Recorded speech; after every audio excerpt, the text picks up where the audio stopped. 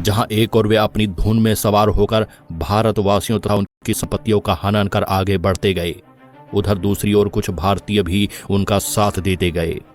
ऐसे ही कुछ व्यक्ति आज भी मौजूद हैं जो यह मानते हैं कि रामायण और महाभारत केवल एक कहानी है, ना कि कोई सच्चाई, क्योंकि उन्हें लगता है कि यह मध्यकाल में घटित हुई कुछ घटनाएं हैं।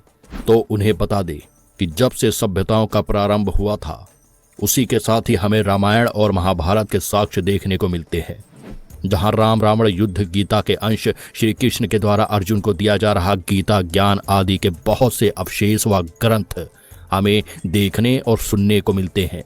प्राचीन समय में न्याय व्यवस्था भी इतनी सुदृढ़ थी कि सत्य और न्याय की रक्षा के लिए ना तो परिजनों को देखा जाता था और ना ही बाहरी लोगों को।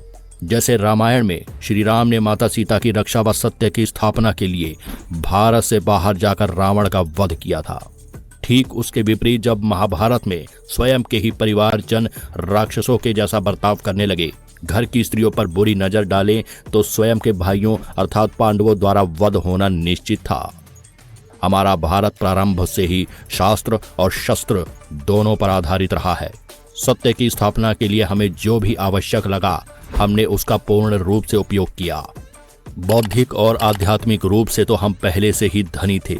उधर मध्यकाल में जब 1026 ईस्वी में महमूद गजनवी सोमनाथ मंदिर को लूटने आया, तब बहुत से लोगों ने अपनी ग्रंथ रचना व साहित्य की ओर लगन के कारण इस ओर ध्यान ही नहीं दिया, जिसके कारण उसने न केवल सोमनाथ मंदिर को लूटा बल्कि हजारों लोगों की जान भी ली। यहां आकर उन विदेशियों ने देखा कि भारतीयों के पास ज्ञान की कोई कमी नहीं है, जबकि वे तो केवल एक किताब पर आधारित थे। इसीलिए फिर 1199 ईस्वी में खिलजी के आक्रमण ने हमारे नालंदा विश्वविद्यालय जैसे बौद्धिक केंद्रों को जला डाला। इस आग से इतने ग्रंथों तथा ज्ञान की हानि हुई जिसकी भरपाई हम कभी भी नहीं कर पाएंगे। लेकिन इतना सब होने के बावजूद आज भी हमारे पास इतने ग्रंथ बचे हुए हैं जिनका अध्ययन जिंदगी भर में पढ़ के भी पूरा नहीं कर पाएंगे। फिर तैमूर वंश के आने से तो भारत की स्थिति और भी ज्यादा बदतर होती गई। हालांकि बाबर के पुत्र हुमायूं के समय भारत पर अफगानों का राज था, जिस कारण उसे यहाँ से भागना पड़ा।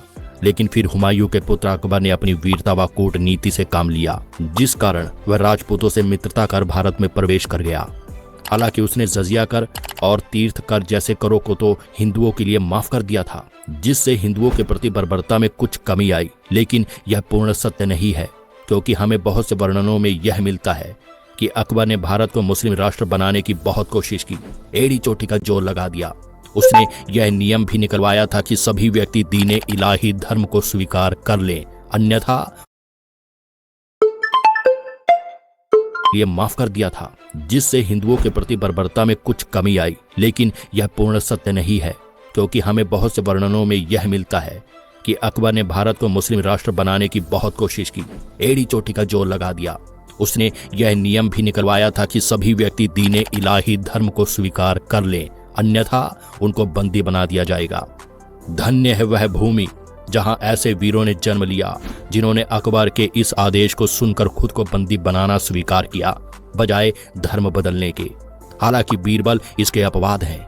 अकबर के समकालीन ही तुलसीदास को माना जाता था, जो कि श्री राम के अनन्य भक्त हुआ करते थे। अकबर को जब इसके बारे में जानकारी मिली, तब उन्होंने तुलसीदास से कहा कि या तो वह अपने भगवान का कोई चमत्कार दिखाए जिससे उनके भक्त होने का प्रमाण मिले, अथवा जिंदगी भर के लिए कैद हो जाए, या फिर मुस्लिम धर्म स्वीकार कर ले। तब तुलसीदास ने अकबर को अपने राम भक्त होने का कोई भी प्रमाण दिखाना स्वीकार नहीं किया और वे जाकर जेल में कैद हो गए।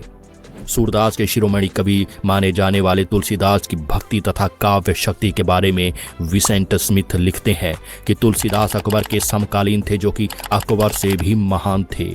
कवित्री महादेवी वर्मा भी लिखती हैं कि जब तलवारों का पानी उतर गया, शंखों का घोष विलीन हो गया, तब भी तुलसी के कमंडल का पानी नहीं सूखा।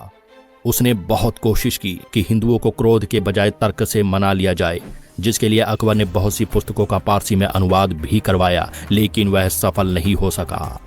महाराणा प्रताप जैसे बहुत से राजाओं ने जीवन भर जंगल में रहना और घास खाना स्वीकार किया, बजाय मुस्लिमों की अधीनता स्वीकार करने के।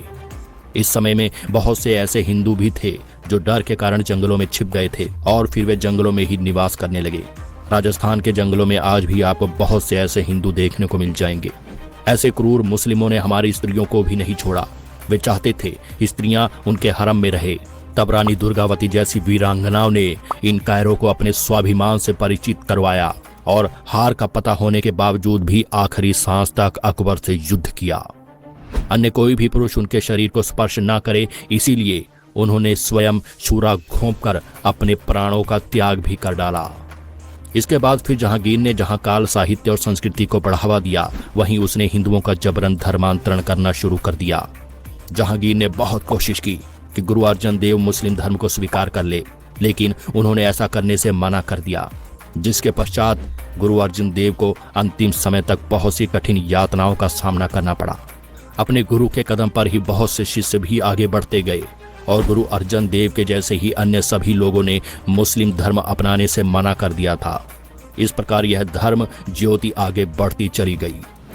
यह वह समय था जब अधिकांश मुस्लिम शासक हिंदुओं के किलों पर कब्जा कर लेते, उनके मंदिरों को तोड़कर वहां मस्जिदों का निर्माण किया और हिंदुओं को गुलाम बनाकर बेच डाला।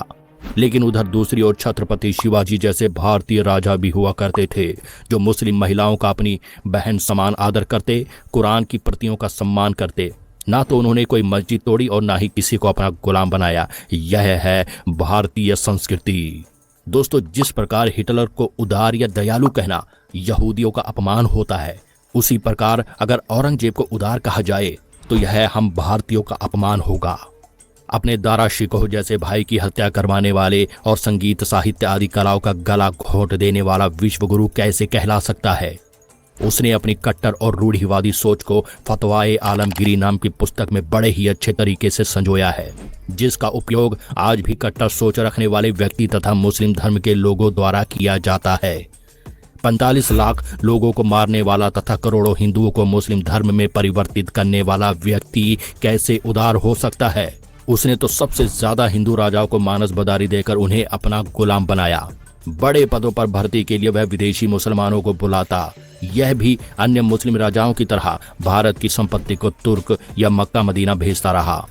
इसकी क्रूरता तो इस हद तक बढ़ गई थी कि अगर कोई व्यक्ति हिंदू बनकर रहना चाहता है तो उसे जिंदा रहने के लिए कर देना पड़ता था, और इसके विपरीत यदि कोई व्यक्ति मुस्लिम या मुस्लिम धर्म को स्वीकार करता है तो उसे भत्ता दिया जाता था।